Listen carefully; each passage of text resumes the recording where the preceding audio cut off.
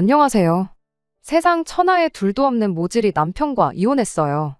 원인 제공은 남편보다 염치 없는 신우와 내 딸만 딸이라는 시어머니 때문이긴 하지만 중간 역할을 하기는커녕 세상에 자기 가족들만 소중하다는 남편인데 그걸 참고 견디는 게 아니고 가족 품에 돌려주는 게 맞겠다 싶었습니다. 무조건 내 편만 들어달라는 게 아니고 중간에서 조금이나마 어떻게든 해결해보려 노력하는 모습만 보여줬더라도 이혼까지 하는 일은 없었을 텐데. 그러니 저는 이 이혼의 진짜 이유는 사건의 발단인 신우와 시어머니가 아니라 순전히 남편 때문이라 생각해요. 남편과는 지인의 소개로 처음 만나게 되었어요. 소개받을 당시 남편은 9급 공무원으로 일을 하고 있었고 저는 은행에서 일을 하고 있었어요. 벌이만 두고 보더라도 제가 남편이 버는 돈의 거의 1.5배 이상을 벌고 있었습니다. 하지만 이런저런 조건들은 차치하고 남편의 서글서글한 성격 하나만 보고 결혼했어요. 연애하기 전은 썸을 타던 시기는 물론이고 저희가 연애를 시작하게 되었을 때부터 결혼하기 직전까지 남편은 정말 저 하나만 바라보고 저를 위해 살겠다는 그런 사람이었습니다. 결혼하기 전 처음으로 서로의 경제 상황을 오픈했을 때 그때 처음으로 연애하는 동안은 나누지 않았던 이야기들을 나눴어요. 홀어머니 아래로 신우까지 있었기에 애초에 처음부터 남편한테 얼마나 많은 돈이 있겠구나 하고 기대하지는 않았습니다. 그런데 생각보다 모아놓은 돈이 조금 있더라고요. 이야기를 들어보니 가정 형편상 원래는 몸은 좀 힘들지라도 돈을 많이 주는 직장을 다녔었다고 해요. 일주일에 거의 70시간 가까이 주말도 없이 일하면서 몸을 갈아 넣으면서 돈을 벌었답니다. 그래도 그때 당시에는 열심히 일하면 한 만큼 보상이 돌아온다는 생각으로 힘든 거 참아가면서 누구보다 열심히 살아왔다고 합니다. 그리고 다니던 직장에서도 어느 정도 인정을 받고 있었다고요. 그런데 난데없이 사장이라는 사람이 사업을 자식한테 물려주겠다며 2명의 자식을 일터로 데려왔고 실력은 없으면서 의욕만 넘치는 두 윗대가리가 그간 남편과 다른 직원들이 뼈를 갈아 넣으면서 이뤄놓은 시스템 구조부터 갈아엎기 시작했다 해요. 입에 발린 소리 못하는 남편 성격상 사장의 두 아들과 불협화음이 생기기 시작했고 그나마 남편이 월급을 많이 가져갈 수 있던 게 추가 근무로 나오는 잔업수당이었는데 그걸 마치 남편이 회사 돈을 빼돌리는 것처럼 사장한테 보고를 했답니다. 결국 그렇게 잘 벌던 돈도 줄어들고 출세길도 막히게 된 남편이 치를 떨면서 직장을 그만두고 공무원 공부를 시작하게 된 거라고 하더라고요. 돈은 적을지언정 시키는 일만 하면 되는 그런 일을 해야겠다 싶었는데 아무리 봐도 공무원만한 게 없어 보여서 선택했다고요. 이야기 들어보니 죽을 똥 살 똥 공부하면 합격까지 1년 정도면 된다. 뭐 그런 이야기를 듣고 일주일에 70시간씩 일을 했는데 공부라고 못할 거 없나 싶어서 자신있게 회사를 그만두고 공부를 시작했답니다. 예상보다 1년이라는 시간이 더 걸리긴 했지만 결국엔 남편은 공무원 시험에 합격하게 되어 일을 시작할 수 있었고요. 모아놓은 돈이 그나마 있었던 이유는 공무원 공부 시작하기 전에 다니던 직장에서 모아놓은 돈이 조금 남아있는 상황에서 일을 시작했기 때문이라고요. 나이에 비해 9급이라는 것 낮은 직급부터 해서 홀어머니의 어린 신우까지 딸린 가정환경에 조금 걱정스러운 부분이 있었지만 이 이야기를 듣고 남편이 책임감 있고 목표한 바를 이뤄내는 악바리 근성까지 가지고 있는 사람이라는 생각이 들었죠. 연애하는 내내 저한테 잘했다는 건 덤이고요. 또한 저희 친정 부모님도 남편을 마음에 들어 하셨어요. 어떻게 모든 게 다 마음에 드는 사람이 있겠냐고. 이것 따지고 저것 따지고 원하는 조건에 100% 맞는 사람은 세상에 없다고. 그래도 저한테 잘하고 생활력 있고 책임감도 있으니 지금 당장보다 미래를 생각해 보라시면서요. 그리고 공무원이 9급으로 들어갔다고 평생 9급으로 있는 것도 아니지 않냐. 결국 나중 가면 벌이는 다 비슷해진다며 안정적인 직장을 다니고 있는 게 어디냐고 하셨지요. 당장 조금 모자란 부분은 저희 친정에서 도와준다고 하시면서요. 남편이 모아놓은 돈이 있다고 한들 제가 애초에 생각했던 것보다 많았을 뿐이지 그게 엄청 많은 액수는 아니었어요. 남편이 모아놓은 돈으로는 신혼살림 장만하고 결혼식 비용하고 뭐 자동차 정도나 하나 뽑겠구나 그런 생각이었죠. 그리고 그런 생각을 갖고 있던 만큼 시어머니한테 바란 거 하나 없었습니다. 시어머니도 제가 그런 부분에 있어서는 마음을 쓰고 있었다는 걸 알고 있었는지 결혼하면서 딱히 저한테 요구해온 게 없었어요. 결혼식 준비하면서 문제가 있던 게 딱 하나 있었는데 시어머니가 아니라 신우하고의 문제였습니다. 앞서 말씀드렸던 대로 남편한테는 남편보다 3살 어린 신우가 있어요. 홀어머니지만 결혼하고 나서도 시어머니 생활비 문제로 골머리 썩을 일 없다고 생각했던 게 신우가 나이는 어릴지라도 벌써 진작에 결혼해서 가정을 꾸리고 살고 있었던 게 큽니다. 결혼 후 남편이 시댁에 생활비를 보태도 시어머니 한 분만 챙기면 되는 거였고 신우도 가정이 있는 만큼 어련히 시어머니를 챙기겠구나 싶었거든요. 적어도 시어머니 생활비를 저희 집만 독박 쓸 일은 없겠구나 생각했어요. 아무튼 다시 원래 이야기로 돌아와 결혼 준비하면서 신우와 있던 이야기를 해보겠습니다. 한참 결혼 준비하고 있는데 신우가 저희한테 축의금 대신 다른 걸 해주겠다며 먼저 이야기를 꺼내왔어요. 그래서 뭐 얼마나 대단한 걸 해주려나 싶었는데 신우가 자기 아들을 화동으로 세워주겠다는 거예요. 말씀드렸던 대로 저희 결혼할 당시에 이미 신우는 가정을 꾸리고 살고 있었고 아이도 벌써 6살이었거든요. 저희가 결혼식을 어떻게 올릴지 아는 것도 없으면서 상의도 없이 시조카를 화동으로 세우겠다는 것도 어이가 없는데 심지어 거기서 돈까지 요구하더라고요. 축의금 대신 해주겠다더니 그건 그거고 애가 수고했으니 수고비를 줘야 하는 거 아니냐고 아이한테 정당한 노동의 대가에 대해 조기 교육을 시켜주고 싶어서 그러는 거니 액수가 많을 필요는 없고 10만 원 정도만 챙겨주면 된다고 아주 당당하게 말을 하는 겁니다. 그때 제가 신우 말을 딱 끊어버리고 신우 제안에 거절을 했어요.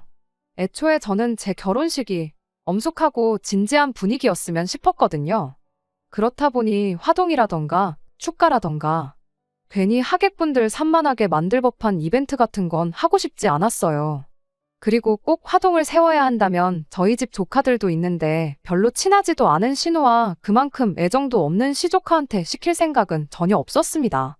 그랬더니 그때 신우가 짜증을 내면서 애한테는 벌써 연습도 시켜주고 그래서 기대감이 큰데 애가 얼마나 섭섭하겠냐, 얼마나 서운해하겠냐며 저를 마치 애들 기분은 생각도 안 하는 그런 사람처럼 몰아가며 짜증을 내기 시작했지요.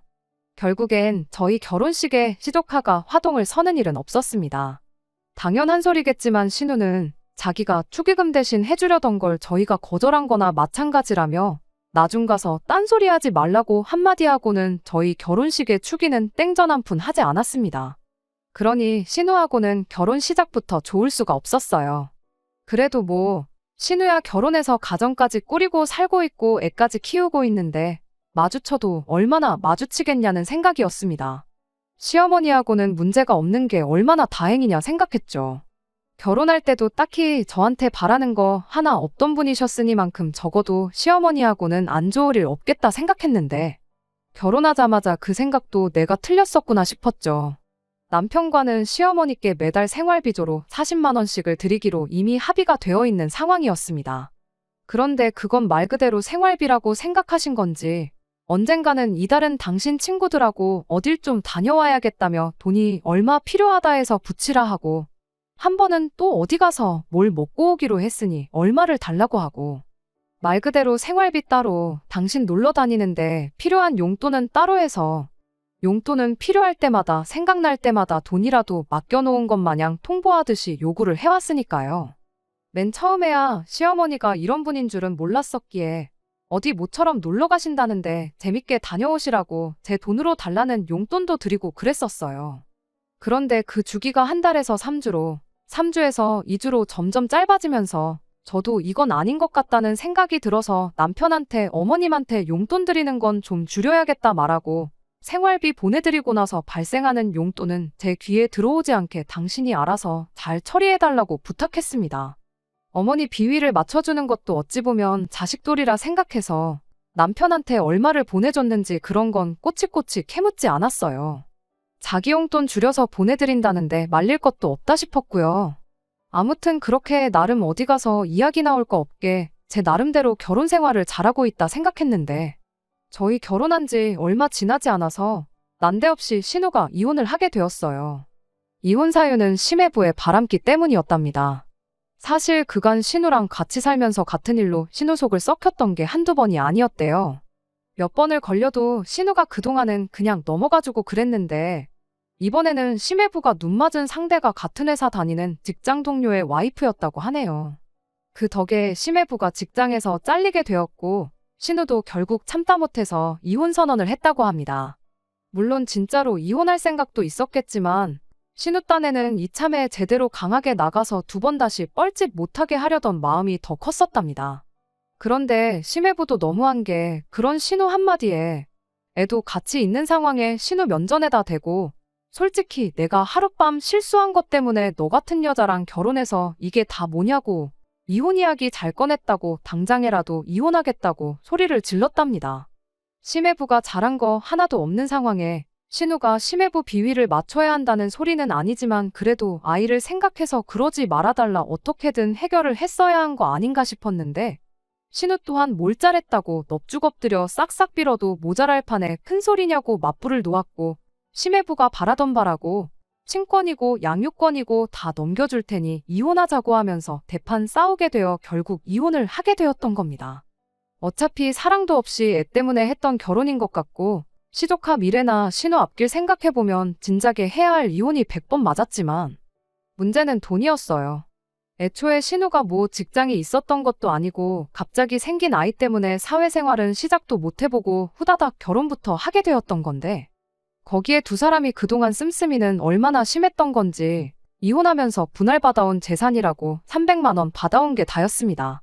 아예 모아놓은 돈도 없었고 그나마 살던 집도 월세 보증금은 전부 빌린 돈이었거든요. 그나마 타고 다니던 중고차랑 이런 거 저런 거 해서 400만 원도 겨우 뜯어온 거랍니다. 뭐 이혼하면서 아이 양육비를 100만 원씩 받게 되긴 했지만 그건 말 그대로 아이 양육비에 애 키우는데 들어갈 돈 생각하면 코딱지만한 돈이지. 그 돈이 있다고 신우가 부귀영화를 누리면서 살 수 있던 것도 아니었지요. 아무튼 신우는 그렇게 300만 원 분할받은 돈 들고 아이랑 같이 시어머니 집으로 들어가 살게 되었어요. 솔직히 신우가 혼자 독립해서 살 능력은 안 되고 시어머니 집 들어가 사는 것 말고 달리 무슨 방법이 있었겠나요? 그리고 어머님 딸인데 자식이 혼자 살게 되면서 엄마 집으로 들어가 사는 걸 가지고 누가 이러쿵저러쿵 말을 했겠나요? 저 또한 거기에 아무런 불만이 없었습니다. 솔직히 신우가 한참 때 나이에 초등학교 들어간 아이 키우는데 집도 절도 없고 직장도 없이 이혼한 게 불쌍해서 아빠 없이 커갈 시조카도 똑같이 불쌍해서 마음이 쓰이긴 했지만 제 인생에 크게 영향 줄 일이 없다고 생각했는데 그게 아니었어요. 세상에 이혼해서든 원치 않아서든 원해서든 혼자 몸으로 애 키우는 여자가 신우 혼자만 있는 게 아니잖아요. 그런데 신우는 신세한 탓만 하지 그 와중에도 자기 손으로 어떻게 상황을 바꿔보려는 노력을 하지 않았습니다. 집에 시어머니가 계시는 만큼 신우는 하루라도 빨리 일자리를 구하는 게 급선무라 생각했는데 이혼할 때 400만 원 받아온 거 비상금으로 두고 애 아빠가 100만 원씩 보내주기로 한 돈이 있으니 걱정이 없다면서. 원래도 그냥 심해부랑 셋이서 먹고 사는데 생활비가 그 정도밖에 안 들었었다고. 그런데 이젠 엄마 집에 살면서 월세로 빠져나가는 돈도 없고 오히려 여유가 생긴 편이라며 그냥 하루하루 보내는 게 일이었어요. 솔직히 그게 가당키나 한 일인가 싶었습니다. 물론 신우 말이 양육비로 받는 돈이 그동안 심해부가 주던 생활비랑 거의 비슷한 상황이니 그 전과 달라진 게 하나도 없다고는 하지만 앞으로 애한테 들어가는 돈이 똑같이 들어가는 것도 아니고 그 잘난 양육비 또한 애가 다 크고 나면 못 받게 되는 돈이나 마찬가지인데 저렇게 아무 생각 없이 미래에 대한 대비 하나 하지 않고 놀고 먹고 있을 이유가 뭔가 싶었어요.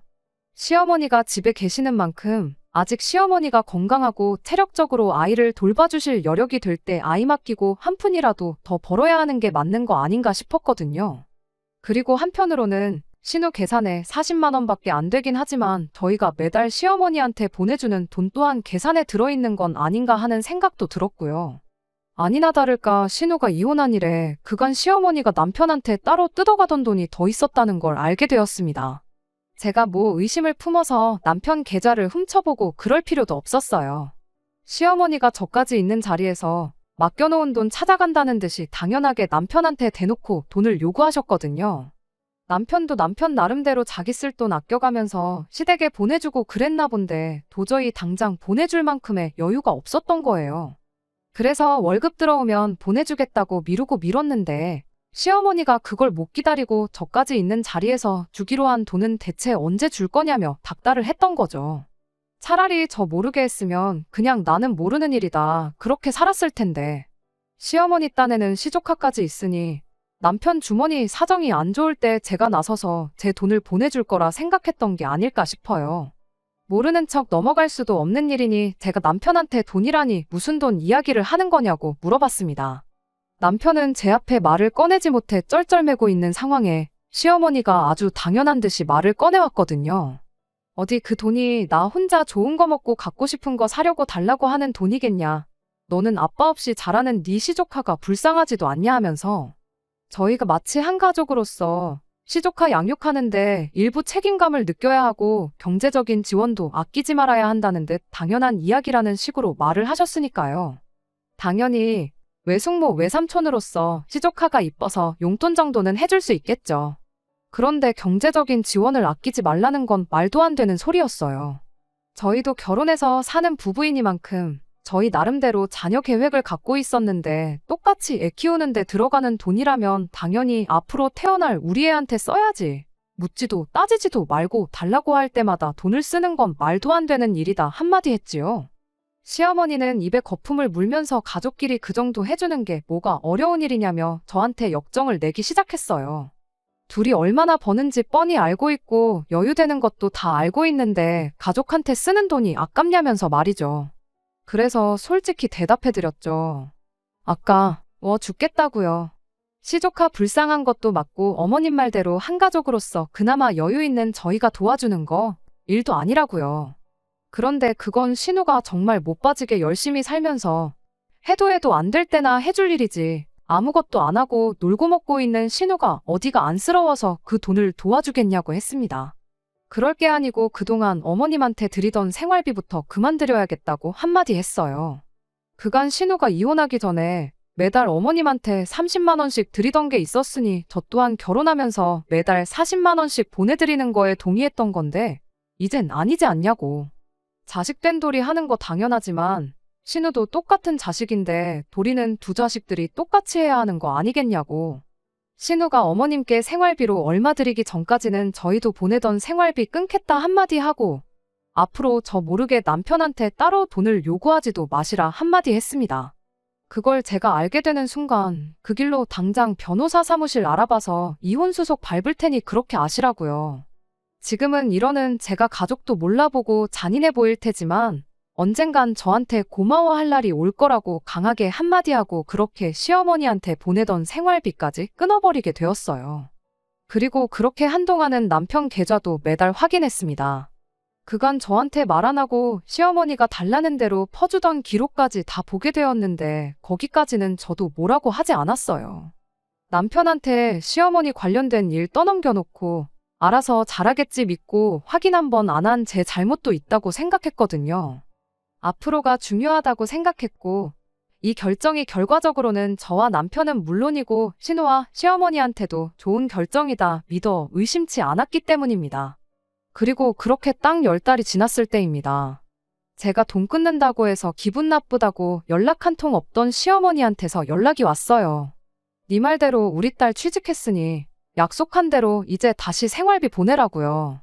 보아하니 400만 원 비상금으로 가지고 있던 거로 양육비랑 합쳐서 어떻게 버티고 있었구나 싶더라고요. 시기상 버틸 만큼 버티다가 그 돈이 다 떨어지고 나서 이젠 정말 양육비만 가지고 셋이서 못 살겠다 싶었던 건지 그제서야 강제로 신우한테 돈 벌어오라고 시켰던 게 아닐까 싶어요. 그리고 그렇게 된 김에 제가 말한 대로 저한테 그간 받아가던 생활비를 다시 받아갈 생각이었겠죠.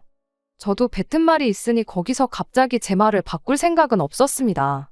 드리기로 한 거 다시 드리고 신우도 미래를 대비할 발판을 마련했고 이제 모두가 행복하게 살 일만 남았다고 생각했어요. 그래서 흔쾌히 시어머니 전화 끝나자마자 제 계좌에서 40만 원 빼서 보내드렸습니다. 그런데 돈 보낸 지 정말 1분도 안 지나서 시어머니가 왜 돈을 그것밖에 안 보냈냐며 엄청 빈정거리는 말투로 저한테 전화를 걸었어요. 그때까지만 해도 지난 10달 동안 안 줬던 돈 한 번에 다 달라고 하려는 건가 싶었습니다. 그 순간까지만 해도 제가 기분이 썩 괜찮았거든요. 원래대로였다면 진작에 보냈어야 할 10달치 생활비였고 시간이 걸렸을지언정 제가 바라던 대로 일이 흘러가고 있으니 기분 내서 보너스까지 얹어서 500을 보낼까도 생각했어요. 그런데 시어머니가 원하는 거에 비하면 500만 원은 택도 없는 푼돈이었습니다. 시어머니가 말하길 신우가 취직해서 매달 당신한테 생활비로 250만 원을 주게 되었으니 너네도 똑같이 250만 원씩 보내라는 소리를 해왔으니까요. 제가 했던 말을 그대로 인용해서 자식된 돌이 혼자만 하냐고 똑같은 자식인데 똑같이 해야겠다고 하지 않았냐는 소리를 하면서 네 입으로 꺼낸 말이니 꼭 지키라고 내 딸이 주는 돈하고 똑같이 너네도 250만 원씩 보내서 자식된 도리를 다 하라고 하는 거예요.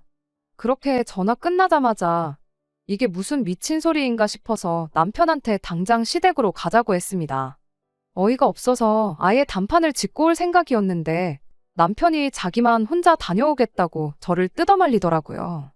딱 봐도 제가 많이 열받은 것 같은데 가봐야 그때처럼 가족들끼리 싸움밖에 더 하겠냐고 자기가 혼자 시댁 다녀와서 모처럼 중간 역할도 하고 간 김에 일도 해결하고 오겠다고 하더라고요.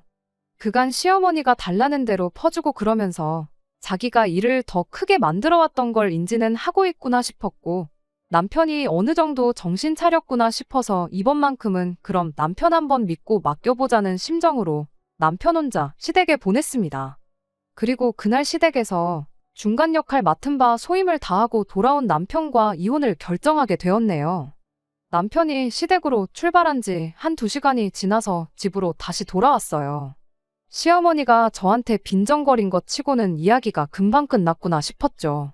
시댁까지 오며 가며 1시간은 좋게 걸리는 거리거든요.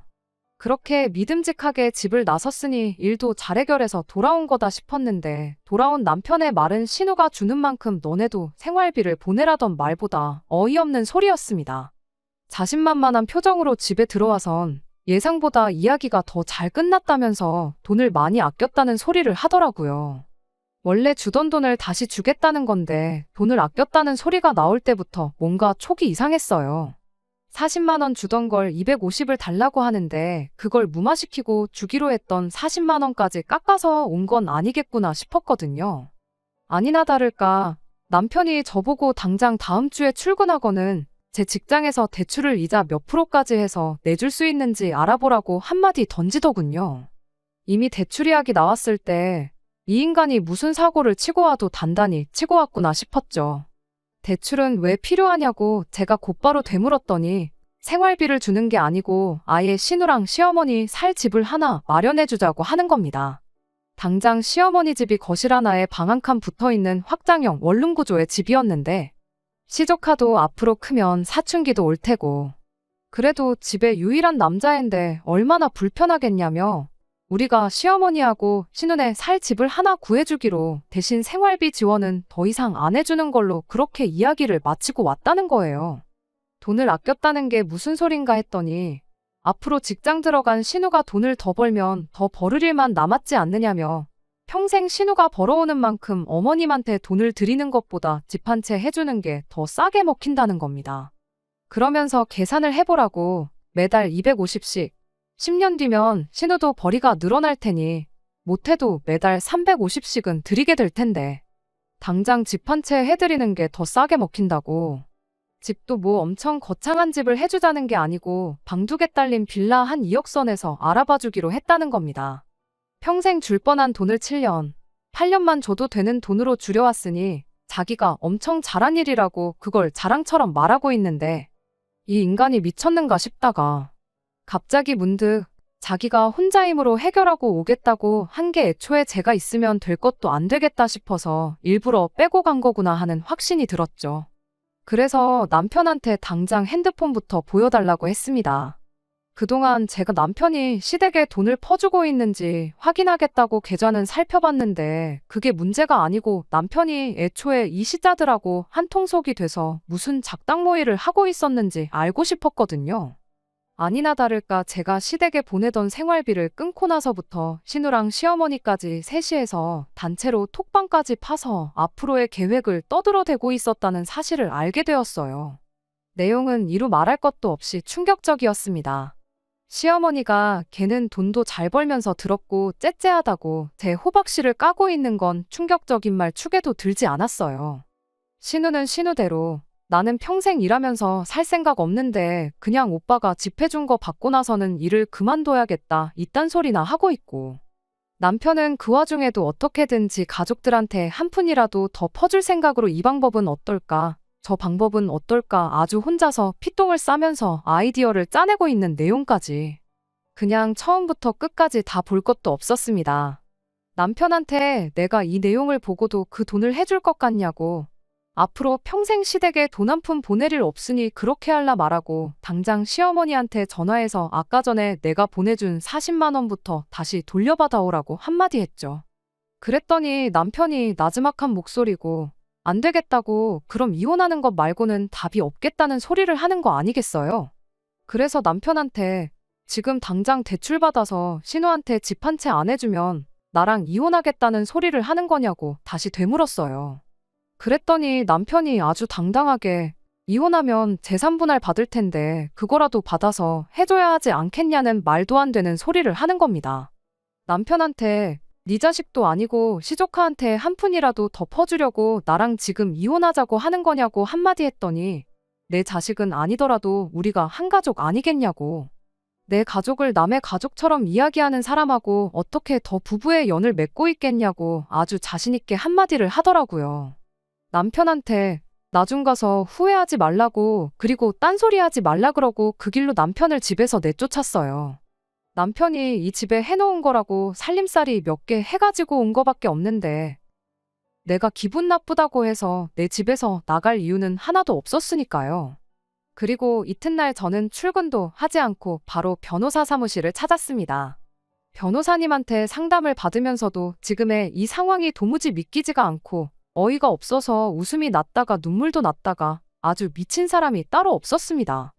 변호사님을 통해 이혼 서류가 준비되자마자 며칠 지나지 않아서 남편을 불러내 만났어요. 남편이 그러더군요. 어차피 재산 분할해서 그 돈 받아 사주나 그냥 우리가 지금 대출 받아 사주나. 신우는 결국엔 집이 생길 거라고요. 그런데 꼭 이혼까지 해야겠냐고 또 당당하게 미친 헛소리를 하더라고요. 이 인간이 아직도 아무것도 모르고 맞벌이 했다고 지금 나한테서 재산 분할을 한 푼이라도 받아갈 줄 알아서 저러나 싶어서 그냥 그렇게 헛소리만 할 게 아니고 신우한테 돈이라도 조금 빌려다가 변호사나 한번 알아보라고 했어요. 당신이 이 집에 우리 재산에 기여한 게 얼마나 되느냐고요. 카드사에서 현금 서비스까지 받아가며 시댁에 퍼준 사람이 어디 우리 재산에 기여도가 있어서 우리 부모님이 해준 내 집을 분할받아갈 생각을 다 했냐고. 당신이 사가지고 온 살림살이는 내가 그대로 시댁에 보내줄 테니 당장 그 좁아터진 시댁에 그 많은 가정가구들 어디다 놓을지 생각이나 하라고 한마디 하고 자리에서 일어났어요. 그랬더니 남편 얼굴이 사색이 되어가지고는 사실 자기는 이혼 생각이 없다는 소리를 하더라고요. 어이가 없어서 무슨 소리를 하려는 건가 한번 드러나 보자 하고 남편이 떠들게 내버려 뒀는데 한다는 소리가 글쎄 제가 얼마나 시댁에 돈 한 푼 해주기 싫어하는 건지 그 의지를 보고자 저를 떠봤던 거라는 소리를 하더라고요. 그리고 제가 이렇게 이혼까지 결정할 만큼 시댁에 경제적인 지원을 해주기 싫어하는 걸 알게 되었으니 자기도 이제 제 뜻을 따라서 시댁에 돈 한 푼 안 해주기로 굳게 마음을 먹었다고요. 부부는 일심동체 아니겠냐고 혼자 횡설수설하면서 그만큼 저희 강한 의지를 봤으니 됐다고 당장 이 길로 시댁에 가서 앞으로 우리한테 땡전 한 푼 받아갈 생각 말라고 한마디 해주고 오자고 갑자기 혼자 전투의지를 불태우는 거예요. 그래서 남편한테 그럴 필요 없다고 괜히 나 때문에 가족들하고 멀어지지 말고 그냥 나랑 이혼하라고 했어요. 나야 서류상으로 맺어진 가족이지 원래 남 아니었냐고. 잉크가 설마 피보다 진하겠냐고. 그냥 도장 하나 찍으면 우리는 원래대로 남이 되는 거 알지 않냐? 서류 한 장으로 묶인 가족 말고 가서 진짜 가족들을 챙겨주라 한마디 하고 이혼 서류에 빨리 사인이나 하라고 했어요. 어차피 당신이 그간 시댁에 퍼준 것부터 해서 당신이 당신 가족들하고 나눈 톡까지 전부 다 이혼 사유가 된다고. 사인 안 해주면 안 해주는 대로 변호사 사서 소송부터 걸 테니 괜히 쓸데없는데 힘 빼고 돈 쓰지 말고 빨리 사인해서 소송비니 위자료니 그런 거 아끼고 날 추운데 집에 가는 길에 가족들 먹을 붕어빵이나 좀 넉넉하게 사가라고 한마디 해주고 자리에서 일어났습니다. 결국 남편도 제 뜻을 꺾을 수는 없겠다 싶었는지 손을 부들부들 떨면서 이혼 서류를 받아들더라고요. 그리고 며칠 지나서 작성된 서류를 등기로 보내왔습니다.